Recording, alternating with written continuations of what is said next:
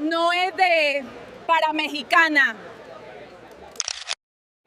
El rugido no era para ella, estaba demasiado atrás. El aire caliente del estadio olía a ozono y a sueños rotos, un ambiente sofocante que prometía desenlace y castigo. La líder, la rival española, ya cruzaba la curva final con una zancada cruelmente perfecta, limpia y sin esfuerzo aparente. Faltaban menos de 300 metros para el final de la prueba, y el tiempo, ese tirano implacable, se había evaporado por completo. Nuestra corredora, la representante de una nación entera, era solo una sombra, borrosa en el carril interior, una estadística insignificante para los comentaristas que ya habían declarado la sentencia. Era un momento de pánico físico y mental, donde cada fibra muscular gritaba traición y le imploraba detenerse. La luz blanca del estadio se sentía como un faro de juicio final, iluminando únicamente su fracaso inminente. Si el milagro no llegaba, el juego terminaba aquí. La tela verde esmeralda y roja de su uniforme se pegaba a su piel, ya empapada y tensa, pesándole como un lastre de plomo que no podía desprender. Había dejado de sentir las piernas por el dolor, solo persistía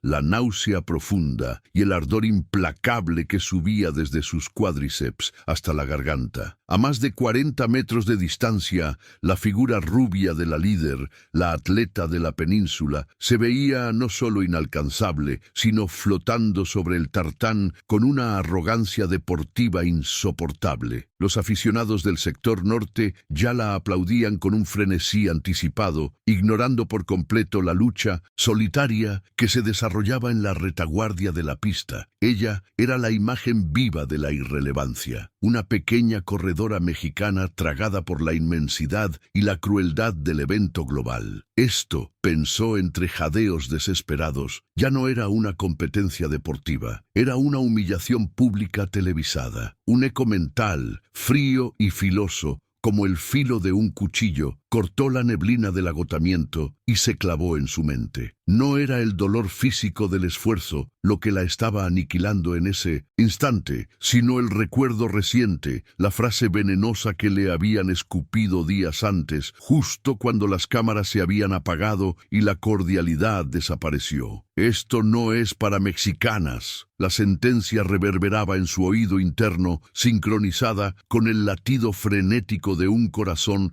al borde del estallido. Esa arrogancia, ese desprecio cultural contenido en 5 palabras hirientes, era ahora un combustible oscuro que se negaba a prender. Estaba a punto de confirmarles a todos, con su derrota inminente, que tenían razón. El sabor metálico de la frustración que le quemaba la boca era incluso más potente que el del ácido láctico. La carrera había dejado de ser solo una prueba física, se había transformado en una batalla ideológica y profundamente personal. El muro, ese punto negro donde el cuerpo exige rendición total y el cerebro ordena el alto, se estrelló contra ella a 250 metros de la cinta de meta. Sus pulmones se cerraron de golpe, negándose a procesar el oxígeno, y la visión periférica se convirtió en un túnel oscuro y sofocante. En ese instante exacto de colapso absoluto, su cerebro registró un último dato crucial, un aviso de muerte deportiva. La figura de la líder comenzaba su sprint final con una energía renovada, ampliando la distancia a unos catastróficos 20 metros. 20 metros. Era una eternidad en la pista y una condena en el marcador. Si no actuaba ahora, si no encontraba esa reserva final que solo existe en los mitos y las leyendas, el podium, y con él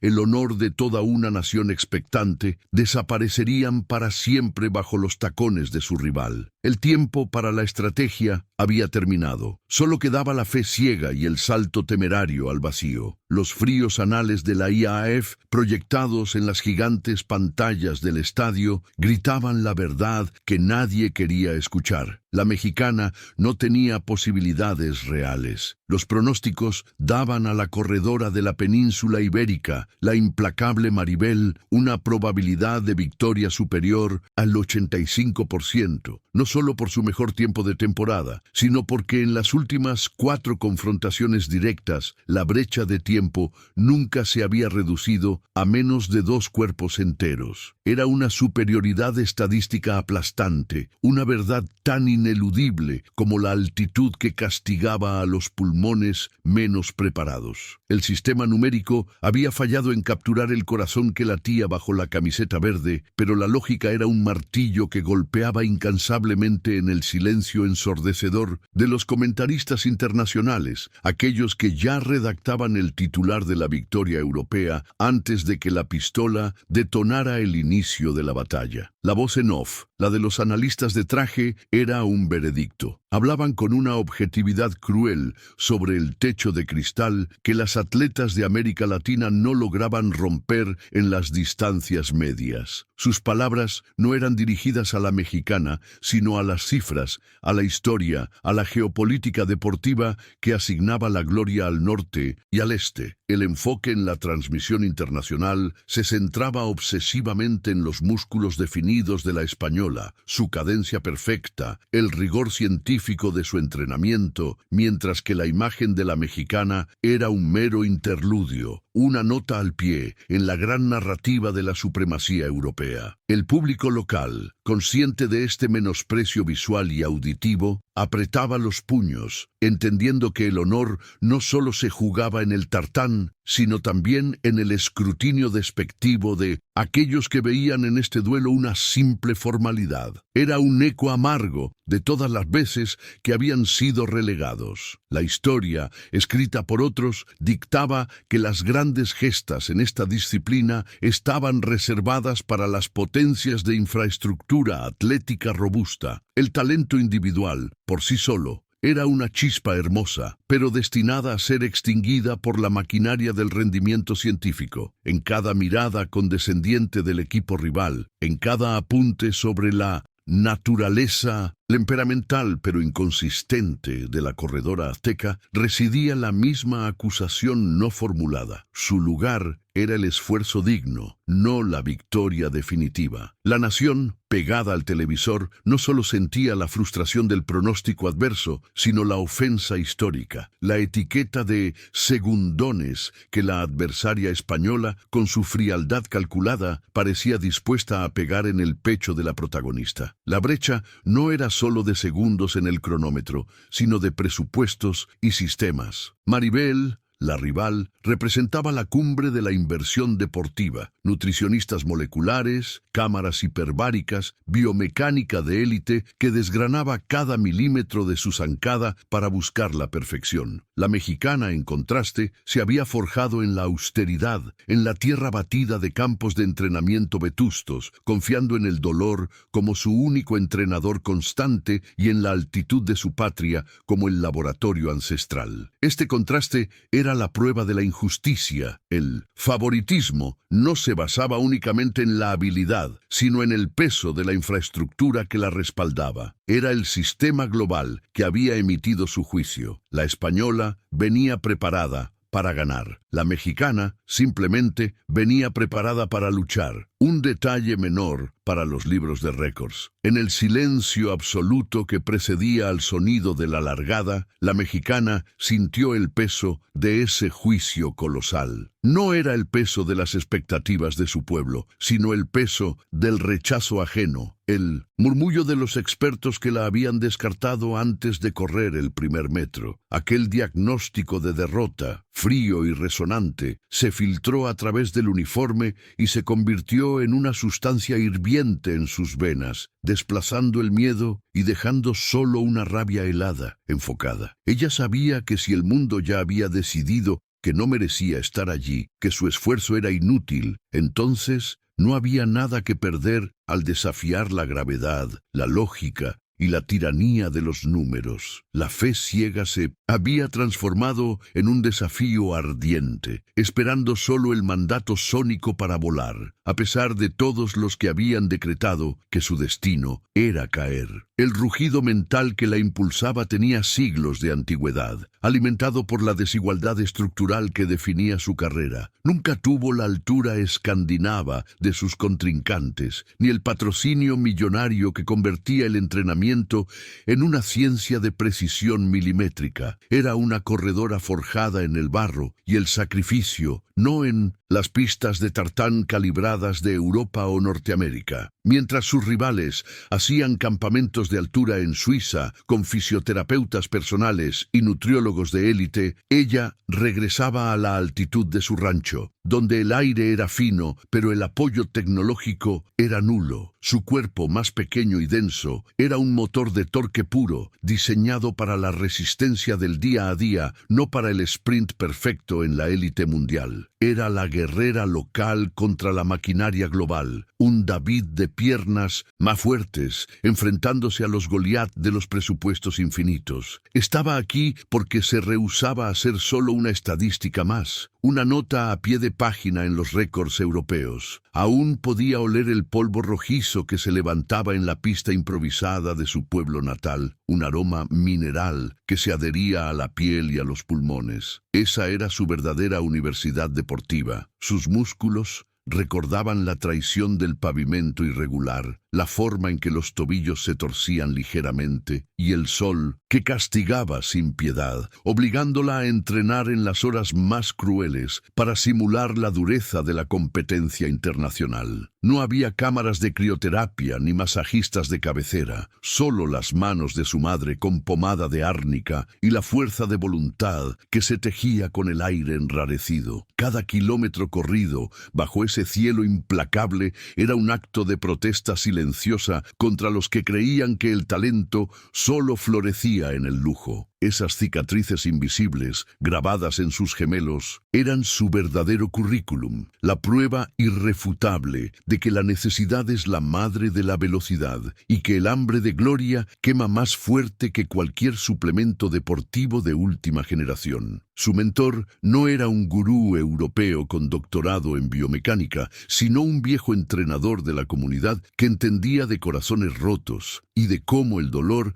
se convierte en potencia. Las estrategias no venían de sofisticados análisis de video y trazadores de movimiento, sino de la intuición nacida de décadas observando el viento y el ritmo del campo. Los viajes a las competencias cruciales se financiaban con rifas organizadas por los vecinos, con la venta de tamales y el sudor de la frente, no con contratos de patrocinio millonarios de grandes marcas. Sentía en la espalda el peso de cada moneda donada, la fe inquebrantable de una comunidad que había invertido su escaso capital no en una atleta, sino en un símbolo de que el esfuerzo puro aún podía desafiar a la ciencia y a la economía. Ella era el producto de la tierra, la embajadora de la tenacidad que florece donde los recursos son escasos y la dignidad es el único lujo verdaderamente innegociable. Los cronómetros habían sido sus enemigos desde el inicio y los récords la habían catalogado. Los análisis fríos y objetivos siempre la colocaban fuera del podio, siempre un escalón por debajo del umbral de la élite. No tiene el paso base, le falta la zancada final en pista dura, su techo atlético ya está definido, decían los expertos con la seguridad arrogante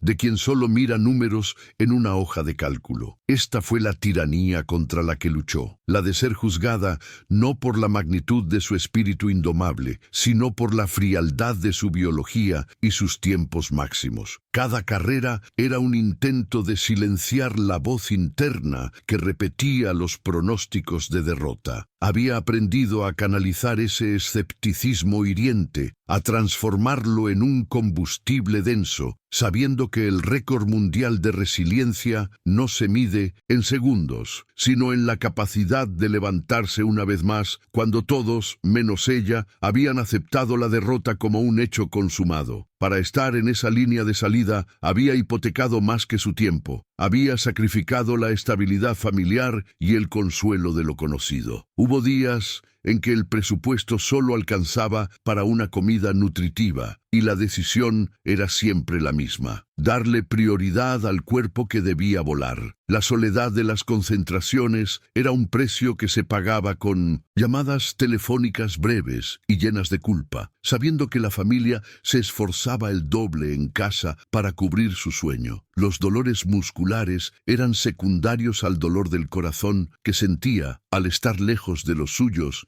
y de su tierra. Esa era la verdad brutal del deporte en naciones sin infraestructura. El talento no solo debe superar a los rivales, sino también la adversidad económica y emocional, transformando cada centavo gastado en una obligación sagrada de triunfo. Su cuerpo era la caja fuerte de las promesas que no se podían romper. Y luego estaba el peso intangible de su bandera que la hacía sentir el hierro frío en sus hombros. No corría solo por ella, corría por la historia silenciada de tantas atletas mexicanas que habían tenido que abandonar sus sueños por falta de apoyo o por la presión social de que el deporte no es para mujeres serias. Llevaba sobre sus hombros el eco de los susurros coloniales que todavía dictaban quién merecía el oro y quién debía conformarse con la participación honrosa en el espectáculo. Cuando se ponía la camiseta tricolor,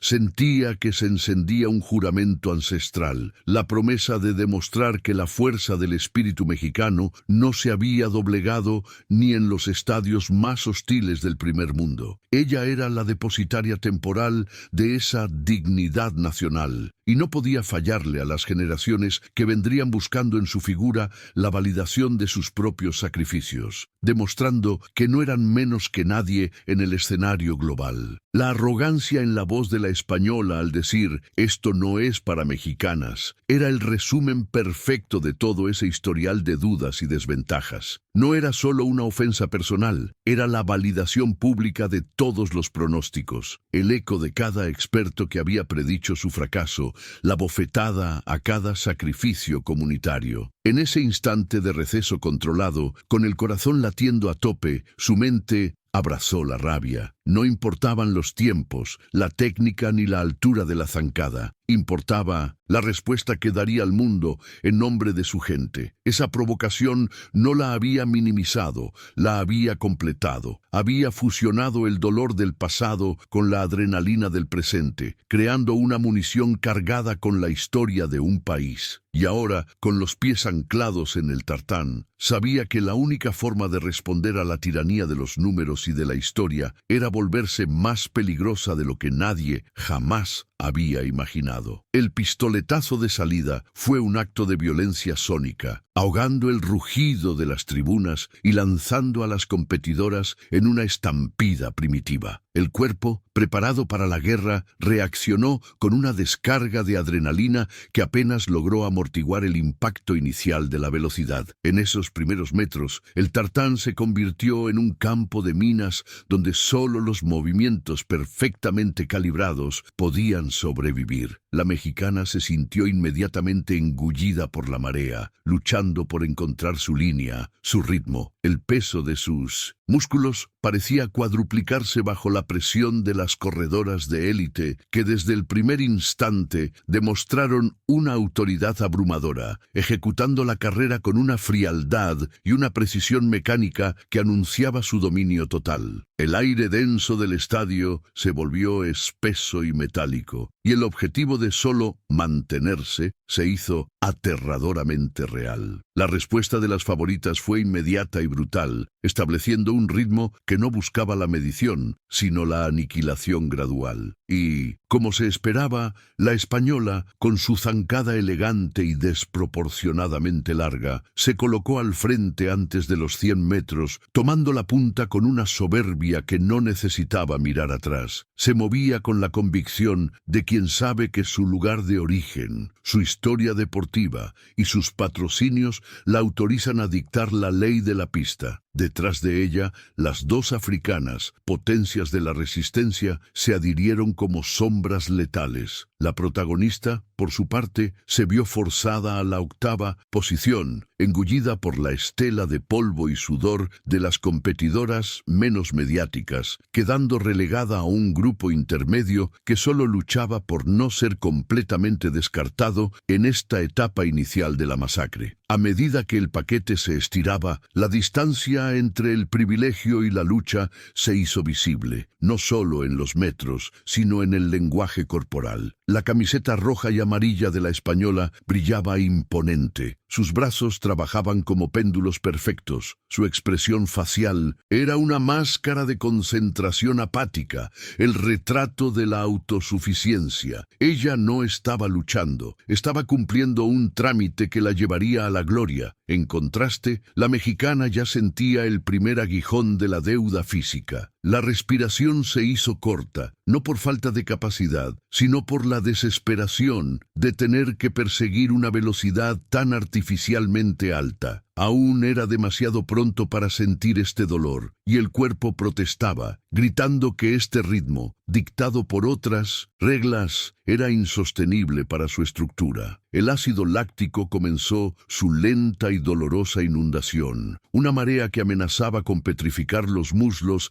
antes de la mitad de la prueba. Cada zancada se convirtió en un acto de voluntad, una negociación con el dolor punzante que se instalaba bajo las costillas. Los brazos se tensaron, perdiendo la fluidez. El cerebro, en ese punto crítico, enviaba señales de advertencia, implorando la desaceleración, rogando por la sensatez. Pero la sensatez no tenía cabida en esta arena. La mexicana cerró los puños y mordió el protector bucal, transformando el pánico inicial en una rabia silenciosa y subterránea. Si iba a colapsar, no lo haría por miedo, sino por el esfuerzo terminal. Tenía que resistir en la oscuridad para ganar el derecho a la luz en los últimos metros. Para el ojo del público y de la prensa, la mexicana ya había desaparecido. Las cámaras de televisión, magnetizadas por la élite, enfocaban exclusivamente los tres cuerpos que lideraban la vanguardia, rotando entre la perfección técnica de la española y la fuerza bruta de las africanas. Para el mundo, la verdadera carrera se desarrollaba adelante. El resto del grupo era solo relleno, un fondo desenfocado contra el cual brillaban las estrellas. Esta invisibilidad, sin embargo, era una doble arma. Mientras los comentaristas ni siquiera se molestaban en mencionar su nombre o su posición rezagada, ella ganaba un anonimato precioso, una burbuja donde el juicio externo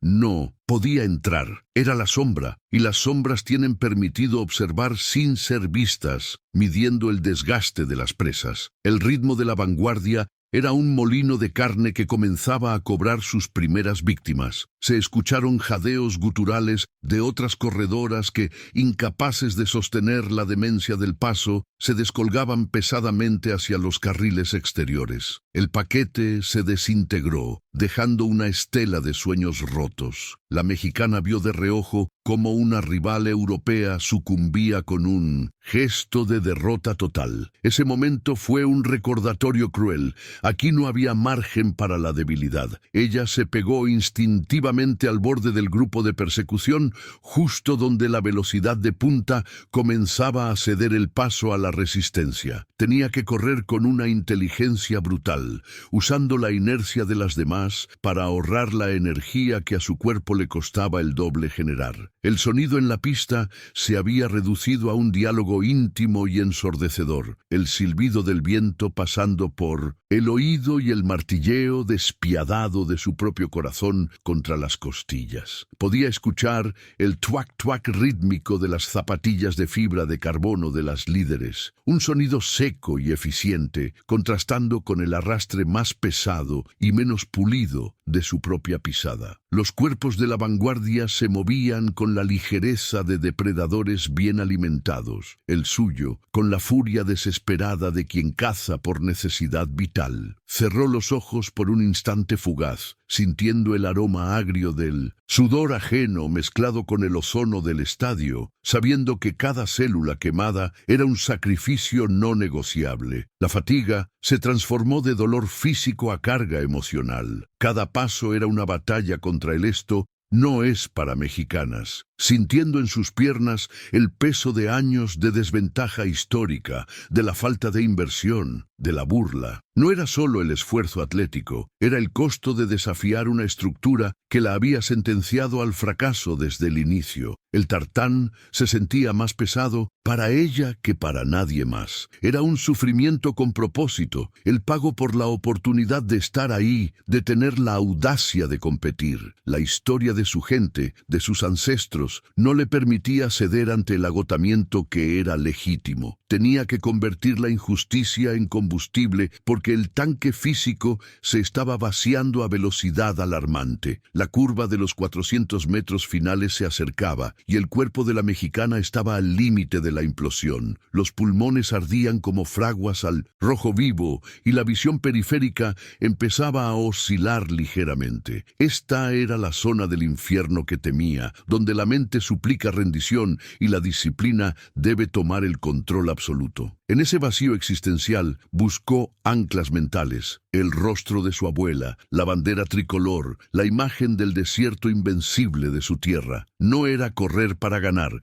sino correr para no traicionar ese sacrificio ancestral. Solo había una certeza: si lograba cruzar este valle de sufrimiento, saldría del otro lado con una fuerza que las favoritas, que corrían solo por el metal, jamás conocerían. La protagonista entendió entonces que el verdadero precio de la victoria no era la velocidad, sino la capacidad de soportar un dolor insoportable por 10 segundos más de lo que cualquier rival estuviera dispuesto a aguantar. Los músculos gemían, pero el espíritu se endurecía. La invisibilidad había terminado. Ahora estaba construyendo un núcleo de fuego concentrado y silencioso. Ella había aceptado su lugar temporal en la sombra, porque sabía que desde ahí podía estudiar las grietas en la armadura de la vanguardia. Con la meta aún lejos, pero la presión psicológica en su punto máximo, la mexicana ajustó su zancada, dejando de luchar contra el ritmo para empezar a internalizarlo, preparándose para el asalto estratégico que estaba por venir. El ritmo interno que buscaba pronto se transformó en la única verdad del asfalto, el dolor químico de los músculos que exigen oxígeno. Cada inhalación era un trago amargo, cada exhalación una oración silenciosa. La fatiga no era ya un concepto abstracto, se alojaba en el tejido de sus pantorrillas, un latido punzante que sincronizaba con el estruendo de los miles de espectadores. Ella había superado el punto donde el cuerpo suplica clemencia, adentrándose en el territorio donde solo el cerebro negocia. La mexicana entendía que este segmento de la carrera era la forja, el lugar donde las promesas hechas en la calma se cumplen bajo el fuego del ácido láctico. Mantuvo la línea, disciplinada, mientras sus ojos se fijaban en la espalda de la española, que parecía imperturbable, aún en control del reloj y el pulso del evento, sin gastar una energía innecesaria. Pero esta carrera nunca se trató únicamente de un lugar en el podio. Esta zancada era la hipoteca de la casa familiar, el plato de comida caliente, el medicamento que su abuela necesitaba con urgencia. No se corría por la gloria individual, sino por la dignidad colectiva y la necesidad económica que la había empujado fuera de su pueblo hace años. En la quietud forzada de su mente podía escuchar la voz de su madre, no pidiendo, sino depositando una confianza ciega en su hija, sabiendo que este esfuerzo era su única carta. Si no lograba cruzar esa meta con un tiempo digno, las becas se evaporarían y el retorno a casa sería una rendición amarga ante la precariedad. Era una corredora, sí, pero ante todo era una trabajadora incansable. Cada metro era una hora extra pagada con cintos de sangre y sudor, con la esperanza de un futuro menos incierto. El aire era denso, saturado con el olor metálico rítmico del sudor y el caucho quemado de la pista. De repente, entre el bramido de la multitud y el golpeteo rítmico de sus pies sobre el tartán, un flashback la golpeó con la fuerza de un puñetazo frío en el estómago. No era solo la presión de la familia lo que la empujaba, era el eco insolente de la frase que se había clavado en su orgullo patrio: «Esto no es para mexicanas». La arrogancia de Mindore Singh, la española, pronunciada con esa suficiencia continental, había encendido una llama que el dolor físico no podía extinguir, transformando el esfuerzo en rabia dirigida. Era la obligación de desmentir esa mentira con cada músculo de su ser, con cada fibra de su voluntad. Ya no era una competencia, era una afirmación territorial, una defensa cultural que debía ser escrita sobre la pista roja de ese estadio, una respuesta ineludible a la humillación. El costo de llegar hasta aquí había sido devastador. Había sacrificado años de juventud, madrugadas heladas en caminos rurales donde la única compañía era su sombra y la imposibilidad de ver crecer a sus hermanos pequeños, extrañando cada cumpleaños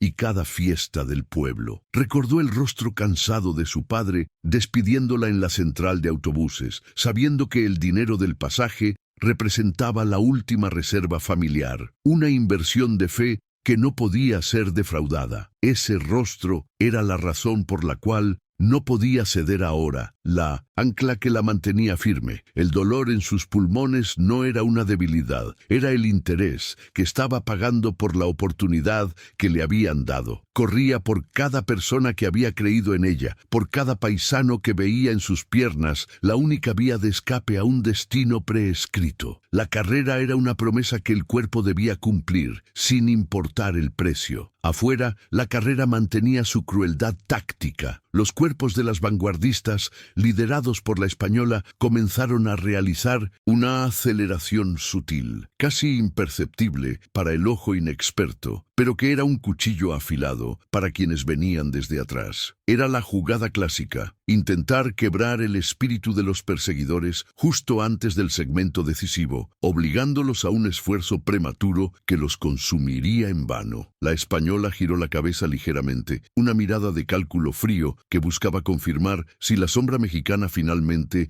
se desvanecía en la desesperación o si la estrategia había surtido el efecto deseado. Ese gesto, esa milésima de segundo de soberbia y desdén, fue el detonante final que rompió el protocolo de contención y de paciencia estratégica de la protagonista. El cuerpo de la mexicana gritó en protesta, la señal universal de que estaba pidiendo más de lo que la fisiología permitía. Pero su mente, ahora totalmente enfocada, transformó esa agonía en una resistencia patriótica. Cada punzada se convirtió en una bofetada al escepticismo de la rival, cada gota de sudor en la tinta con la que escribiría la revancha de su pueblo. El ritmo exigido por la vanguardia la obligaba a un gasto energético brutal e insostenible a largo plazo, pero ella lo aceptó como un duelo personal que definiría más que un resultado deportivo. La línea que separaba el dolor tolerable del colapso se difuminó. Ya no importaba el tiempo o la estrategia, solo importaba no permitir que esa ventaja mental que la española intentaba establecer se consolidara. Ella era el muro defensivo de su gente y no se caería. La guerra interna había concluido. El pánico, la duda y el recuerdo de los sacrificios se fusionaron en una sola y poderosa intención: ganar. La necesidad vital había superado la estrategia deportiva, convirtiendo el asfalto en un campo de batalla donde el único lenguaje era la velocidad pura. La meta no era un punto en el horizonte, era la puerta de salida a una vida mejor para los suyos, y la única llave era la explosión de energía que guardaba en reserva. Respiró profundamente. El aire fresco era insuficiente pero necesario, y se concentró en la sensación de la pista bajo sus pies, escuchando solo el martilleo de su corazón como un tambor de guerra. Faltaban pocos metros para que la carrera entrara oficialmente en el territorio del sprint,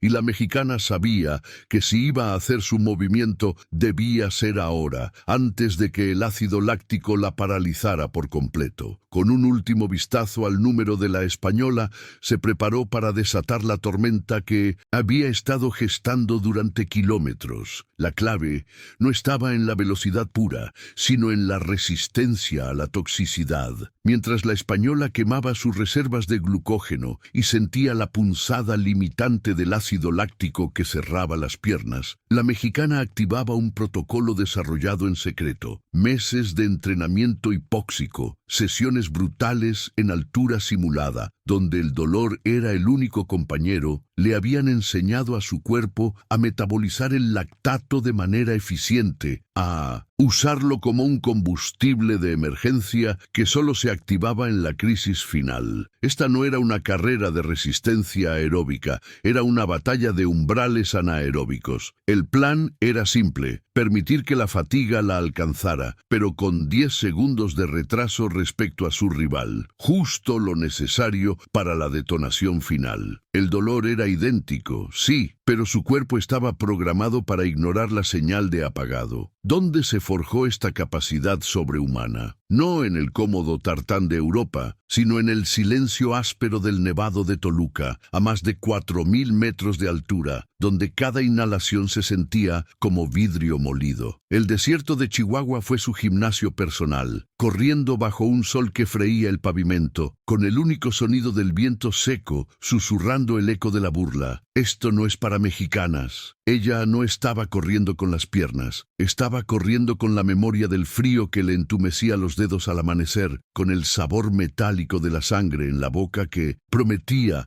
una mejor oxigenación. El público veía el presente, pero ella sentía el peso de esa montaña, el entrenamiento que nadie transmitió por televisión, el sacrificio que transformaba la altitud en ventaja competitiva pura. La mente, en estos instantes de absoluta agonía, se convierte en el motor principal. El cuerpo grita «detente», pero la voluntad, blindada por la ofensa, responde con un rotundo «nunca». Recordó la soberbia en la voz de la española al inicio de la temporada, la frase, lanzada como un dardo venenoso, que intentaba anular su valor histórico y su derecho a competir en la élite. En ese momento final, esa humillación no era un recuerdo, sino una energía concentrada, un rayo de furia patriótica. Este movimiento no era solo para ganar una medalla, sino para desmantelar la arrogancia, para demostrar que el corazón mexicano, cuando se le provoca y se le subestima, encuentra fuerzas sobrenaturales. Era la obligación de responder a la historia, de honrar cada bandera ondeada en el estadio. El estratega detrás de este asalto final fue el profesor Gómez, el hombre que le enseñó que la paciencia es el arma de los valientes en el fondo de la carrera. Durante los primeros 5 kilómetros, su indicación fue clara: correr con cabeza fría, no dejarse arrastrar por el ritmo vertiginoso, cediendo terreno estratégico para conservar el 3% de energía que sería crucial en el cierre. La española corrió una carrera perfecta en términos de ritmo sostenido, pero el profesor había diseñado una carrera imperfecta, calculada milimétricamente para el colapso ajeno. Habían entrenado solo para este kilómetro final, repitiendo series extenuantes donde ella solo corría al máximo cuando el cronómetro marcaba el minuto 38 de la simulación. La ejecución de este plan de sacrificio era la única forma de neutralizar una ventaja que parecía insuperable. En el momento en que la pierna de la mexicana golpeó el tartán por última vez antes del ataque, no hubo desperdicio de energía. La zancada se acortó ligeramente, la rodilla subió con una potencia desconocida y el contacto con el suelo fue mínimo, seco, explosivo, como el golpe de un látigo. Esto era biomecánica pura, el arte de convertir el dolor en palanca de propulsión. El gemido del aire cortado por su pecho era el único sonido que importaba, la banda sonora de la remontada. Los tendones de Aquiles, fortalecidos por miles de saltos pliométricos, funcionaban como resortes tensados al cinto santum. máximo. La diferencia crucial residía en la geometría de su cuerpo. Mientras la española se inclinaba ligeramente hacia atrás por el agotamiento, la mexicana lograba mantener una verticalidad perfecta, proyectando todo su peso hacia adelante para ganar esa fracción de segundo extra. Estaba más allá de su umbral de dolor, más allá de lo que la fisiología moderna considera sostenible sin daños severos. La sangre ardía en sus músculos como lava hirviendo. El oxígeno era un lujo que su cerebro estaba racionando severamente, pero en esa oscuridad física ella sentía el rugido colectivo, no solo del estadio, sino de millones de corazones vibrando en la distancia, unidos en una sola plegaria deportiva. Era una conexión intangible, la presión de una nación que necesita creer en el milagro, que requiere un héroe que se levante cuando todos dicen que es demasiado tarde. La española, sin saberlo, estaba compitiendo contra una fuerza mayor que el simple entrenamiento individual. Estaba compitiendo contra la obstinación histórica de un pueblo que nunca acepta un no como respuesta definitiva. El ácido láctico intentó paralizarla, pero la adrenalina patriótica era más fuerte, y entonces el motor oculto se encendió, alimentado por la rabia y el sacrificio. No fue un cambio gradual de ritmo, sino una detonación controlada que buscó el filo de la velocidad absoluta. Vio cómo la espalda de la española, que hasta hace un segundo parecía inalcanzable, se fijaba repentinamente en su campo de visión, moviéndose a la misma velocidad, pero sin ganar terreno. El espacio entre ambas, que había sido constante y desmoralizador durante 10 minutos, comenzó a comprimirse centímetro a centímetro. La multitud, que había estado contenida en un susurro de desesperación, detectó el cambio, percibió la aceleración imposible y el silencio se rompió en un grito ensordecedor. Era el sonido colectivo de la incredulidad transformándose en esperanza. La tormenta prometida, gestada en la soledad del entrenamiento brutal, estaba a punto de desatarse sobre el tartán mundial, confirmando que la venganza es un plato que se corre muy rápido. Justo en ese instante, en el vértice exacto donde el miedo al fracaso se encontraba con el abismo de la humillación, la atleta mexicana tomó la decisión que ningún manual de entrenamiento dictaba. No había tiempo para la gestión de energía ni para esperar el impulso ideal del último tramo. El insulto, grabado a fuego en su corteza prefrontal, se convirtió en una señal luminosa. Si no se rompía a sí misma ahora, se rompería el alma de una nación. Ella vio el espacio, 1,5 metros de pista vacía a su izquierda, la distancia quirúrgica necesaria para rebasar a las 2 corredoras que la antecedían en el carril interior. Calculó en una fracción de segundo lo que significaría este movimiento. Consumiría las reservas de oxígeno que necesitaba para el cierre, la hipoxia sería inmediata y la agonía duraría la eternidad de los últimos 150 metros. El riesgo era la aniquilación total, pero la recompensa era el orgullo. El plan táctico, la paciencia milimétrica estudiada durante meses, se desintegró en un impulso primario y puro. Su cuerpo, entrenado para la obediencia, se rebeló y se transformó en una flecha descontrolada. Sin transición, sin una aceleración progresiva, lanzó un cambio de ritmo que era más un golpe seco, como un latigazo sónico que distorsionó el aire a su alrededor. Los músculos de sus cuádriceps, que ya operaban al 95%, tuvieron que saltar al 110%, arriesgando el desgarro instantáneo. Fue un acto de fe ciega contra la física. La mexicana se abrió como un halcón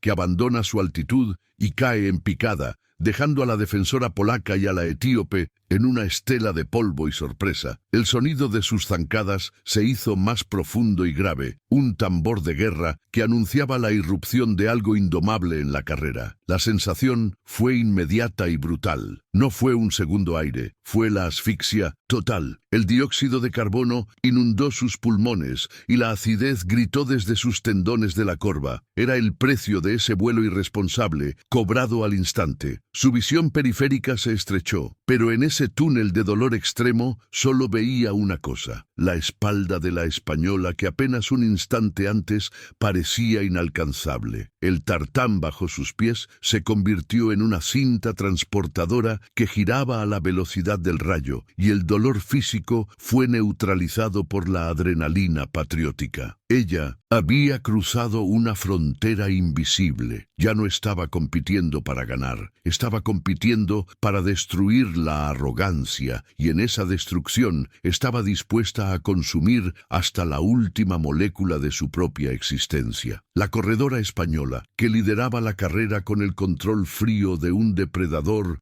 que juega con su presa, sintió el cambio en la presión del aire. No necesitaba voltear. El eco amplificado de las pisadas, ahora peligrosamente cerca, le confirmaba que la mexicana había enloquecido, que había quemado todos sus puentes. Por primera vez en la tarde, un temblor de pánico recorrió la espalda de la favorita. La diferencia que había mantenido con orgullo durante las vueltas previas, el margen de seguridad, se estaba evaporando con la ferocidad de un incendio en la llanura. El cálculo táctico de la europea se rompió en pedazos. La mexicana no estaba siguiendo la lógica de la carrera, estaba respondiendo a una lógica ancestral de honor herido. El "esto no es para mexicanas" se había convertido en el combustible que ahora amenazaba con devorarla. Este no era un aumento de ritmo, era un suicidio atlético ejecutado con una maestría terrorífica. Había agotado sus sistemas de amortiguación biológica y ahora navegaba en el filo de la navaja. O culminaba la hazaña o se desplomaría en el tartán, incapaz de levantarse jamás. Los 150 metros finales se extendieron frente a ella como una sentencia. La decisión estaba tomada y era irreversible. El yo cauteloso y estratégico de la vuelta anterior estaba muerto. Ahora solo existía una máquina de venganza corriendo a máxima potencia, impulsada por el eco de millones de voces que por fin, después de un silencio expectante, rompieron en un rugido que la envolvió y la empujó hacia la historia. El antes y el después de su carrera se sellaba en ese instante fugaz y doloroso. La mexicana no escuchaba ya el sonido de sus zancadas, solo el latido sordo de la sangre hirviendo en sus venas, una percusión brutal contra sus tímpanos. La distancia era insignificante, pero el tiempo se había roto, convirtiendo 100 metros en una eternidad de sufrimiento. Cada músculo gritaba una rendición inminente, enviando señales eléctricas de emergencia al cerebro que ella, tercamente, ignoraba. Sabía que este era el kilómetro cero del colapso, el punto de no retorno donde solo quedaba la voluntad. El aire era denso, caliente, y sus pulmones, dos esponjas empapadas, luchaban por extraer oxígeno de la atmósfera cargada de humedad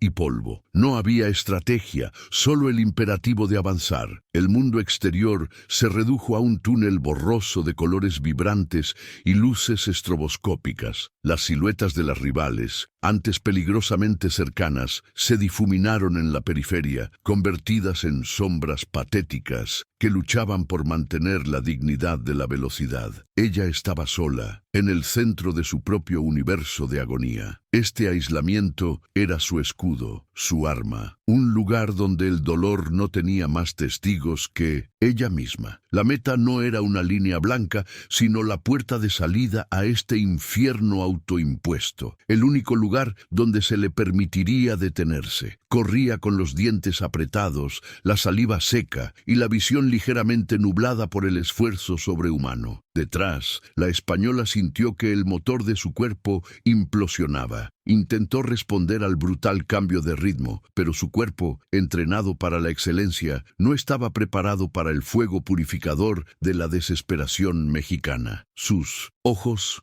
fijos en la espalda que se alejaba, reflejaban la incredulidad. ¿Cómo era posible tal despliegue de fuerza en el cierre? No era técnica, era pura rabia. La frustración era un ancla caliente clavada en su estómago. Cada zancada ahora era una decisión. no un reflejo. La ventaja de la mexicana, minúscula en metros, se sentía como un abismo insalvable. El plan de control se había desvanecido, reemplazado por la amenaza humillante de la derrota. El rugido del estadio, que antes había sido motivación, se transformó en una olla a presión sónica, un zumbido que amplificaba cada pulsación dolorosa. La mexicana escuchaba la respiración jadeante de la española justo por detrás, un recordatorio constante de que la tregua no existía. 50 metros restaban y la tentación de bajar el ritmo se presentaba como una dulce promesa de alivio, pero ella la rechazó con una furia fría. No había venido hasta aquí para conformarse con la plata. Había venido por la redención y por silenciar la arrogancia. Su mente repetía un mantra: ellas se van a romper primero. Aguanta, carajo, aguanta. La economía de su movimiento se desintegró. La elegancia técnica fue sustituida por el brutal acto de empujar el cuerpo hacia adelante, la cadera cayendo ligeramente, los brazos bombeando con una desesperación desordenada. Sus hombros se encorvaban, el cuello se tensaba en un gesto de sacrificio mudo. Sentía el sabor metálico del ácido láctico inundando su boca, una toxina que le indicaba que el tanque estaba vacío y que estaba funcionando con reservas que la ciencia negaba. La fatiga era un peso físico que la jalaba hacia el tartán, pero el orgullo, ese motor invisible, la mantenía ridículamente erguida. En un parpadeo fugaz se permitió un vistazo lateral. La visión fue suficiente para inyectarle un último pico de adrenalina. La española ya no estaba a su rompecuerpo. Había una distancia, una brecha mínima, pero crucial, de medio metro, tal vez un paso entero que se sentía como un kilómetro en la intensidad de ese final. La resistencia de la rival se había fracturado, no por falta de capacidad, sino por la imposibilidad de sostener un ritmo nacido del insulto. En ese microsegundo, la mexicana supo que si podía mantener la verticalidad por 10 segundos más, el oro sería suyo. La española sintió la rendición en sus piernas antes de que su mente lo aceptara. Era la primera vez en años que se sentía tan dominada, tan expuesta al poder puro de una rival que corría más allá de sus límites previsibles. Sus pulmones ardían con una intensidad que rayaba en el pánico. Vio la espalda de la mexicana crecer minúsculamente, inalcanzable. El muro de arrogancia que había construido a lo largo de la temporada se desmoronó y solo quedó la certeza amarga de que la mexicana había volado, impulsada por un combustible que ella no poseía, la ira histórica. Intentó un último, desesperado cambio de marcha, pero el cuerpo simplemente se negó a obedecer la orden. Los últimos 20 metros fueron una alucinación hipóxica. El ruido del público, que debía ser ensordecedor, se convirtió en un eco amortiguado. Los colores de la pista se mezclaron. La única imagen nítida era la cinta de meta, blanca y finísima, flotando como una promesa inalcanzable. Ella se lanzó contra el aire, empujada por una necesidad primitiva de cruzar ese umbral y liberar la tensión acumulada durante meses de preparación y una vida de dudas. Ya no corría, sino que se caía hacia adelante, esperando que la inercia fuese suficiente. La fuerza venía de un lugar que los entrenadores no podían medir ni cuantificar. Las demás corredoras habían entrado en un purgatorio propio, luchando por el bronce o simplemente por terminar sin desplomarse. El esfuerzo de la mexicana había pulverizado el grupo, dejando solo 2 figuras luchando por la gloria, ella y la estela humillante de la española. La sensación de aislamiento era total. Por delante, solo el cronómetro y la historia. Detrás, la confirmación de que la humillación se había convertido en motivación. La sangre fluía caliente y densa por sus sienes. El dolor era ahora un compañero constante, no un adversario. Tenía que llegar a la meta antes de que el blackout la reclamara. A 10 metros, el cuerpo le exigió detenerse con una urgencia brutal. Fue un instante de microsegundos donde la mente y el cuerpo lucharon por el control, y la mente ganó, impulsada por la memoria del «esto no es para mexicanas». Sacó la última chispa de energía almacenada en los músculos exhaustos, inclinándose con el torso hacia adelante en el gesto final de desesperación y entrega total. Buscaba ese milímetro, esa centésima de segundo que separaba la gloria del lamento. La línea de meta se acercaba como un imán inevitable, atrayendo su cuerpo desfalleciente hacia el final del calvario. El impacto contra la cinta sería el único descanso permitido, y entonces el golpe seco contra la cinta. No fue un cruce, fue un impacto de rendición. El sonido agudo del cronómetro deteniéndose fue, para ella, el silencio más profundo y gratificante de su vida. El esfuerzo final la hizo tambalearse, y tardó varios pasos más en poder detenerse. Sus piernas temblaban como gelatina. Volteó la cabeza. La española cruzaba el segundo lugar, visiblemente rota, la cabeza gacha, a una distancia que era irrebatible. La mexicana no había ganado por estrategia o superioridad física. Había ganado por una explosión de espíritu indomable, transformando la ofensa en una victoria épica y absolutamente concluyente para su país. El sonido de la barrera sónica del estadio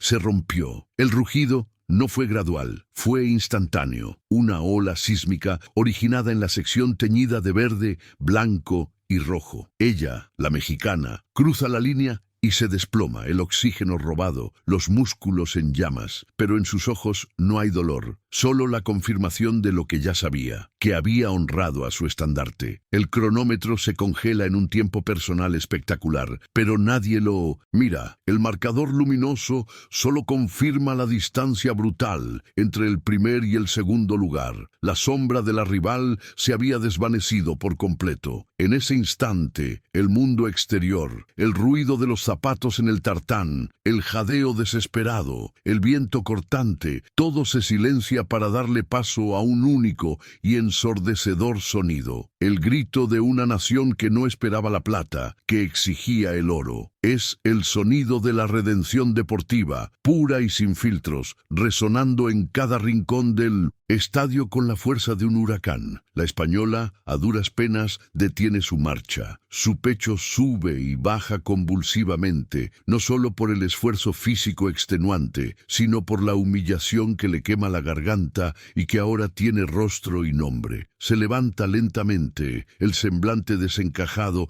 y no necesita mirar la pantalla gigante para saber que su desafío inicial se ha convertido en el arma más afilada contra ella misma, que su arrogancia le ha costado el podio. Es el momento en que la frase cruel, aquella que despectivamente murmuró en la zona mixta, rebota del pavimento al aire como un eco espectral. Esto no es para mexicanas. Pues ahora, el universo entero le gritaba la respuesta en forma de una ovación interminable. Lo era, y lo había sido de forma categórica, aplastante. Es la derrota que no se gana solo en la pista, sino en la moral, la constatación amarga de que el espíritu y el orgullo patrio es, a veces, una fuerza mucho más potente que cualquier táctica preestablecida o cualquier superioridad continental. Y en la pista, la mexicana se incorpora, sus brazos se elevan al cielo azul, pero su mirada busca inmediatamente la bandera tricolor, el punto de anclaje de su alma en ese caos victorioso. No es un gesto de jactancia, sino un acto de profunda conexión con cada uno de sus compatriotas que está viendo esto, con cada historia de esfuerzo y lucha que se identifica en ese triunfo. El triunfo ya no es solo de una atleta, es un mensaje grabado a fuego para todos. La dignidad no tiene precio y la identidad nacional, cuando es atacada, genera una explosión de energía que puede mover montañas enteras. Los cánticos patrióticos, un coro inmenso y desafiante, cubren el estadio, superando el sonido de la megafonía. La narrativa ha sido reescrita,